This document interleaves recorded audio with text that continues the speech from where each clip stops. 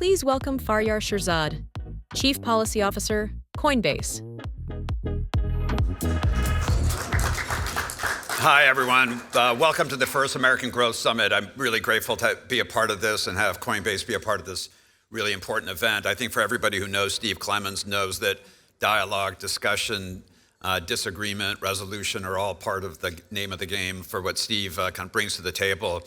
And so when Steve had the idea that we would do an all-day summit to bring together some of the most sort of influential policymakers and thinkers to discuss the issues of the day, Coinbase had to be a part of it.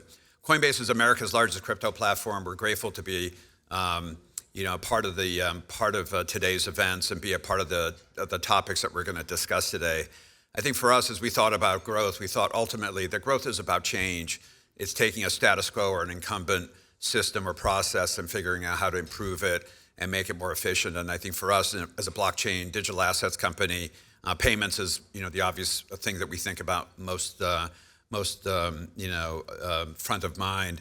We have a payment system that's actually quite antiquated. It costs about $200 billion simply to move money from point A to B and then from B back to A, which is a lot of money. And it's particularly a lot of money when you think about the average American household pays something on the order of $2,000 simply for the ability to transact in our economy. And so when companies like us came along and said, look, there's an opportunity to promote growth, not only for the broader benefit of the economy, but for the benefit of individual households, that took a lot of debate and discussion and dialogue. Steve was a really important part of that and ultimately culminated in Senator McCormick, who's our next speaker, and other leaders in Congress coming together on a bipartisan basis and passing legislation.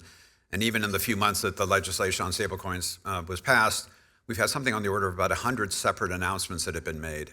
So I say all of that to say that growth requires change. Change often requires political action. Political action requires dialogue and debate.